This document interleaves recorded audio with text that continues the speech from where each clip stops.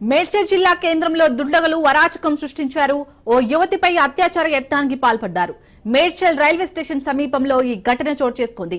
ఈ ఘటనలో కీచకులను రాళ్లతో కొట్టి యువతి తప్పించుకుంది. అనంతరం మేడ్చల్ పిఎస్ లో ఫిర్యాదు చేసింది ఆ యువతి.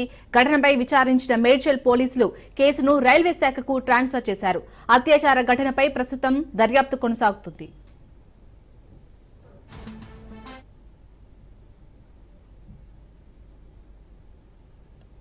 దగ్గర రైల్వే ట్రాక్ దగ్గర ఒక పర్సన్ మిస్బిహేవ్ చేసిందనే కంప్లైంట్ ఆమె ఇవ్వడం జరిగింది.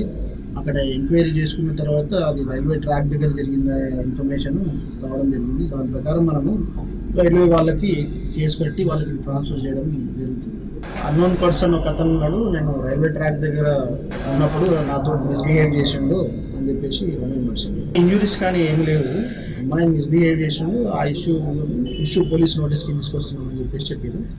అది ఇంకా ఎంక్వైరీ చేస్తూ ఉన్నాము. మేము రైల్వేకి పంపించి వారితో కోఆర్డినేట్ చేసుకుంటూ ఇష్యూ జరిగిన దాని గురించి కరెక్ట్గా విచారణ చేస్తాము. ఇంకా విచారణ జరుగుతూ ఉన్నది, అది ఎంతవరకు వాస్తవం అనేది తెలియాల్సి ఉంది. మేడ్చల్ దగ్గర రైల్వే ట్రాక్ దగ్గర ఒక పర్సన్ మిస్బిహేవ్ చేసిందనే కంప్లైంట్